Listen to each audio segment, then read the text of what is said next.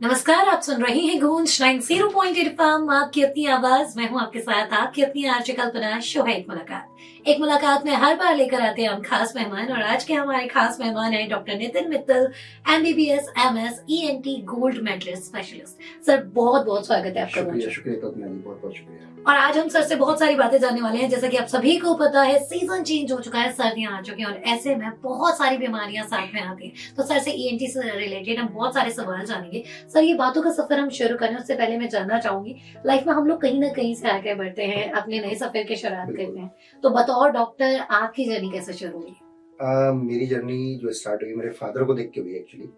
जो मेरे फादर भी डॉक्टर हैं, तो मैंने उनको स्टार्टिंग से देखा है कि पापा प्रैक्टिस करते थे और पेशेंट्स देखते थे, तो मेरे को ना अंदर से काफी अच्छा फील होता था। फिर मेरे मन में लगा कि यही है, यही करना है मेरे को जी। तो मैंने फिर अपना ड्रीम परस्यूट किया और आगे इस फील्ड में आ गया। मैंने कहा थोड़ा हेल्प कर सकूंगा पेशेंट्स की, बाकी लोगों की, तो ये अपॉर्चुनिटी है ताकि अपन उसको कर सके जी। सर, इसी के साथ अगर मैं बात करूं कि कई बार सर सर्दी जुकाम को लोग बहुत इग्नोर करते हैं नॉर्मली, जो कि आजकल हमारे यहाँ चलता है। हम सोचते हैं कि क्यों ही डॉक्टर से सलाह लेनी और खुद डॉक्टर बनने लगते हैं। ऐसे में कौन से ऐसे साइंस हैं जो लाइटली लेना चाहिए और नहीं लेना चाहिए? देखिए, सर्दी जुकाम, चूंकि सर्दियां स्टार्ट हो रही हैं जी, तो सर्दी जुकाम जब भी होता है तो कुछ लोग कहते हैं कि मेरी नाक बहती है, कुछ लोग कहते हैं कि मेरे को छींकें बहुत आती हैं, कुछ कहते हैं मेरे गले में दर्द हो रहा है, कुछ कहते हैं मेरा कान भारी हो गया। ठीक है ना। देखिए, नॉर्मल छींके आना, नॉर्मल पानी आना, ये ठीक है, चलेगा। लेकिन जब बहुत मात्रा में आए कि पेशेंट्स की कंप्लेन क्या रहती है कि मैं सुबह उठता हूँ सर, या एकदम से नहा के आया, मेरी नाक से पानी आने लगता है, मेरे को बहुत सारी छींकें आती है, इसका मतलब है कि उनको एलर्जी हो रही है। अब ये एलर्जी सिर्फ शरीर, नाक के और उससे में नहीं होता।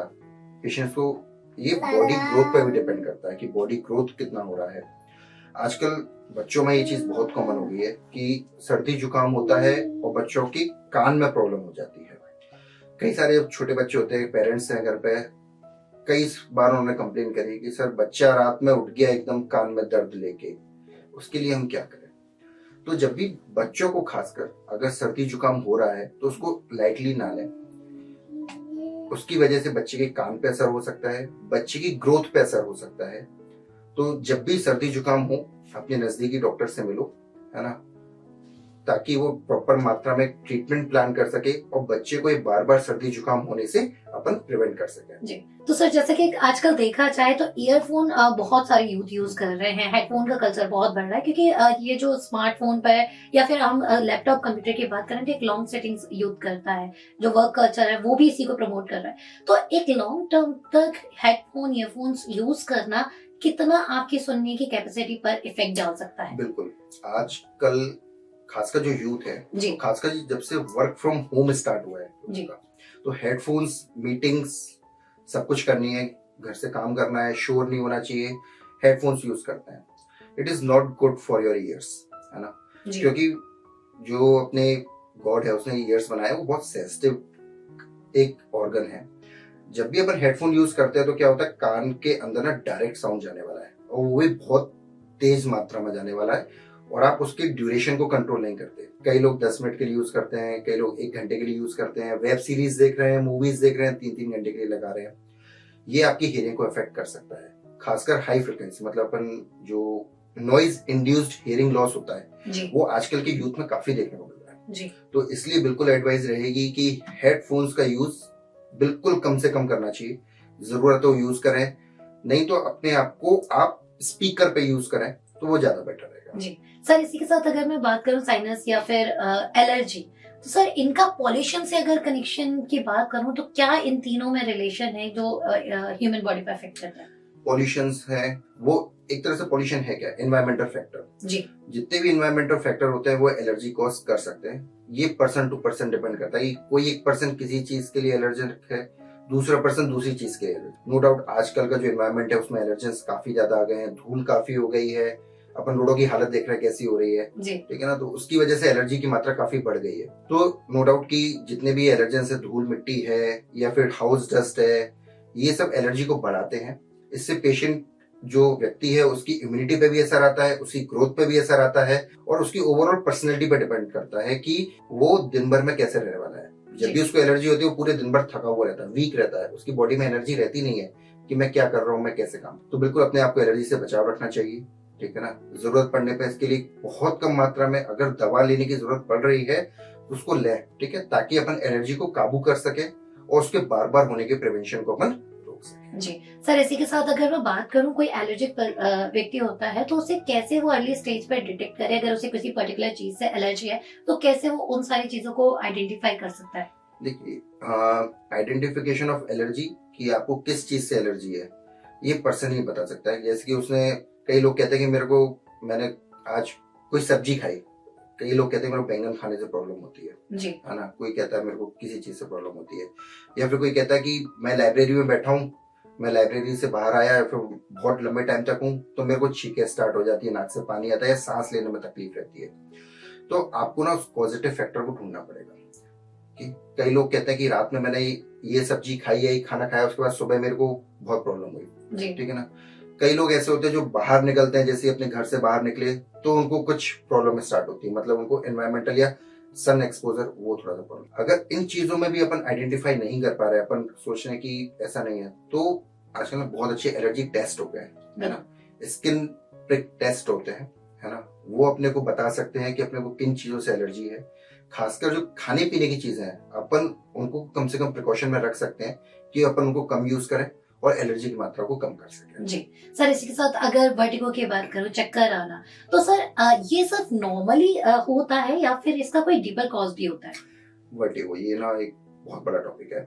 चक्कर आना सामान्य नहीं है जी। बात तो अगर चक्कर के बहुत सारे कारण हो सकते हैं और अक्सर करके जो चक्कर आते हैं ना उसमें से मैक्सिमम चक्कर ना कान की वजह से आते हैं। उसमें बहुत कम चक्कर होते हैं जो कि ब्रेन की वजह से या हार्ट की वजह से आते हैं। चक्करों का मुख्य कारण कान होता है कि कान के अंदर का इम्बैलेंस होना जी। कई लोग कहते हैं कि मैंने बिस्तर पर टर्न किया तो मेरे को कुछ देर के लिए चक्कर आया, एकदम से सब कुछ घूम गया। इसका मतलब है कि आपके कान के अंदर कुछ क्रिस्टल्स होते हैं कैल्शियम के, वो पार्टिकल्स गड़बड़ हो गए हैं, वो अपन ठीक कर सकते हैं। उसके लिए कोई दवाई की जरूरत नहीं है। आप एक्सरसाइजेस होती हैं, वो एक्सरसाइज हम कराते हैं, उससे चक्कर ठीक होते हैं। कई लोग को चक्कर आते हैं कान के फ्लूइड की वजह से, कान के फ्लूइड का प्रेशर बढ़ गया उसकी वजह से चक्कर आते हैं।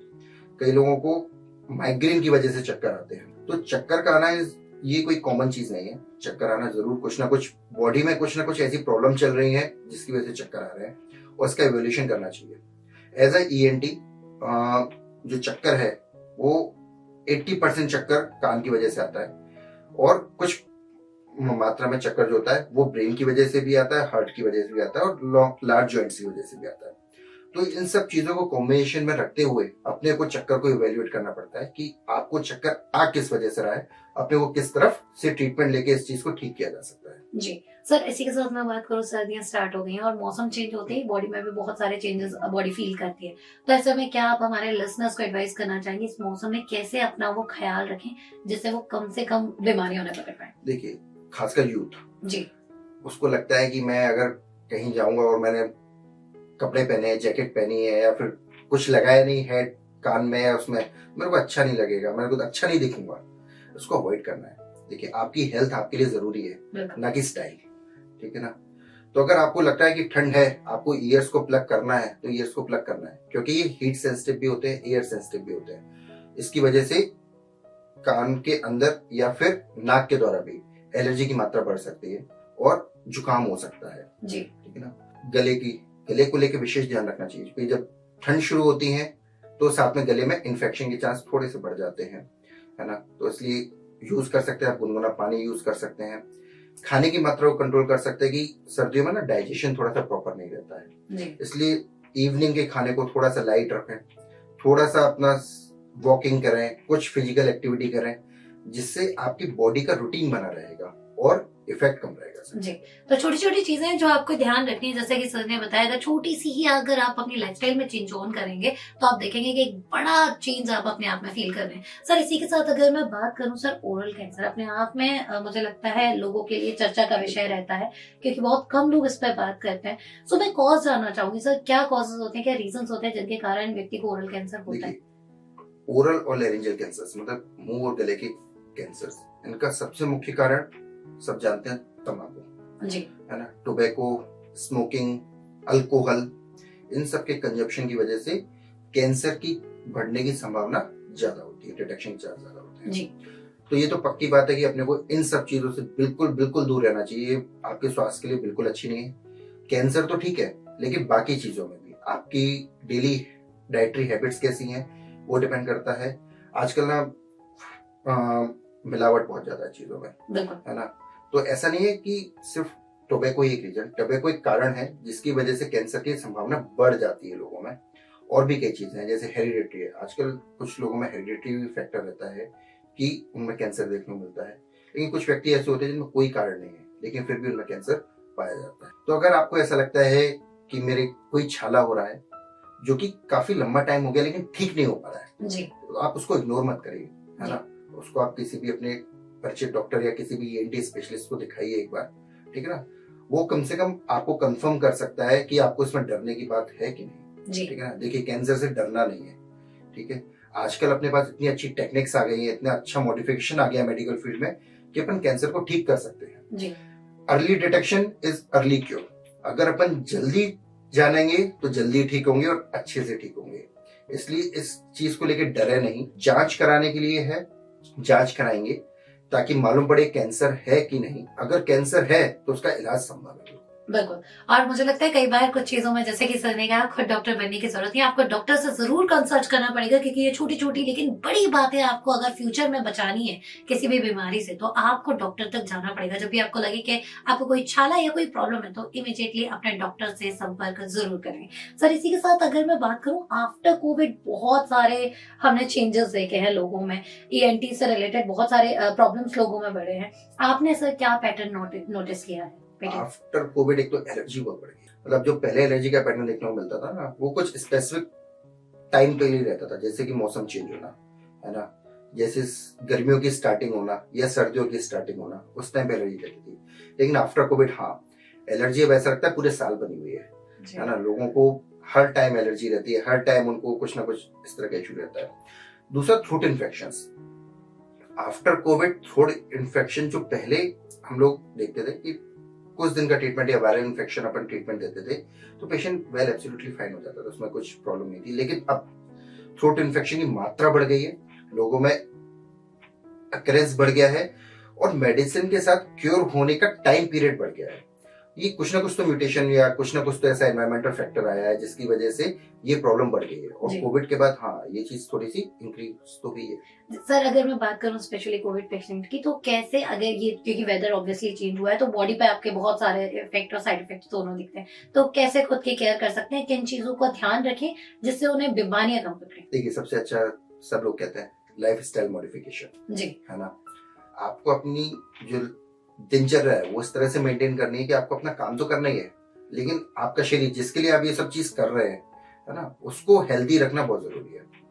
तो हमारा तो सबसे अच्छा रहता है कि स्पोर्ट्स, मतलब आप किसी ना किसी एक्टिविटी में अपने आप को कुछ समय के लिए एंगेज रखें जिससे आपकी बॉडी अपने आप को अडेप्ट कर सके। आप कोई भी स्पोर्ट्स खेल सकते हैं, है ना, आप वॉकिंग कर सकते हैं, आप जिम जाना चाहें जिम जा सकते हैं, लेकिन आपको किसी ना किसी इस तरह की एक्टिविटी में रहना चाहिए जिसकी आपकी बॉडी वर्किंग रहे। क्योंकि आजकल की लाइफस्टाइल ना सेडेंटरी लाइफस्टाइल हो गई है। हम सबको चाहते हैं हमारे घर पे बैठ के हो जाए, हमारी कुर्सी पे बैठ के हो जाए, नहीं होगा तो मैं ऑर्डर कर दूंगा, ब्लिंकिट दे जाएगा, जोमेटो दे जाएगा, ठीक है ना। तो आजकल ना मूवमेंट बहुत कम हो गई है। मूवमेंट हो भी गई है तो बहुत ही सेडेंटरी मूवमेंट हो गई कि मैं इधर से उधर जाऊंगा। पहले तो लोग ऐसे थे, पैदल चल के जाते थे, सब कुछ करते थे, लेकिन आजकल ये नहीं है। तो लाइफ में मूवमेंट बहुत जरूरी है। चाहे वो मूवमेंट आप अपने घूमने में दें, चाहे एक्सरसाइज में दें, चाहे स्पोर्ट्स में दें, ताकि आपकी बॉडी फिट बनी रहे। जी। वेट, आजकल ना आप जितने एडोलेसेंट्स देख लें या अर्ली एज पीपल्स देख लें, वेट को लेके वो कंसर्न नहीं है ना। आपको अपने वेट को कंट्रोल रखना चाहिए, है ना। कोशिश करें आपका वेट जो है वो बॉडी से, जिसको अपन बॉडी मास इंडेक्स बोलते हैं, बीएमआई बोलते हैं, आपकी हाइट के अकॉर्डिंग वेट को प्लान करें। क्योंकि वेट एक ऐसी चीज है तो काफी सारी चीजों को प्रॉब्लम दे सकता है, चाहे वो हार्ट इश्यूज हो, चाहे स्लीपिंग इश्यूज हो, चाहे स्नोरिंग हो, है ना। तो वेट रिडक्शन रखना, वेट को कंट्रोल रखना, अपने आप को बॉडी को फिट रखना, ये बहुत जरूरी है। जी, तो छोटी छोटी एक्सरसाइज एड ऑन करके आप अपने आप को फिट एंड फाइन रख सकते हैं। आफ्टर कोविड डेफिनेटली बहुत सारी चीजें आई हैं, लोगों की लाइफस्टाइल भी चेंज हुई है, लेकिन जैसा कि सर ने बताया थोड़ी सी एक्सरसाइज अगर आप एड ऑन करेंगे, अपनी लाइफस्टाइल को थोड़ी सी चेंज करेंगे तो डेफिनेटली आपको एक बड़ा चेंज दिखेगा। Thank you so much sir, बहुत सारी बातें की हमने आपसे, बहुत सारी बातें जानी। थैंक यू सो मच कल्पना। जाते जाते ग्वालियर को क्या कहना चाहिए? स्वस्थ रहो, मस्त रहो, काम करते रहो। आप काम करना चाहते हो उसके लिए स्वस्थ रहना जरूरी है। जब तक आप मस्त नहीं रहेंगे तब तक स्वस्थ नहीं रहेंगे। जब मेरे बॉस हैं वो कहते हैं काम करना है लेकिन मस्त भी रहना है, स्वस्थ भी रहना है जी। इसलिए यही मेरी टैगलाइन और पंचलाइन है, स्वस्थ रहो, मस्त रहो, काम करते रहो जी। और स्वस्थ और मस्त रहेंगे आप, फिट एंड फाइन रहिए, क्योंकि जिंदगी आपकी है, कैसे आपको जीना ये भी आप पे डिपेंड करता है। लेकिन मैटर ये करता है कि अगर आपका एक जीवन है तो आप उसे बिना किसी रोक के जिए, और बिना रोक के जीने के लिए आपको अपने आप को फिट एंड फाइन जरूर रखना होगा। Thank you so much sir for your precious time. आपका बहुत बहुत धन्यवाद, बहुत बहुत आभार। सो ग्वालियराइट्स, ये था एक मुलाकात में आज का सफर। अगले हफ्ते फिर होगी आपसे मुलाकात एक नए मेहमान के साथ। तब तक आप कहीं मत जाइए, सुनते रहिए मेरी यानी कल्पना के साथ गूंज टाइम 0.8 FM, आपकी अपनी आवाज।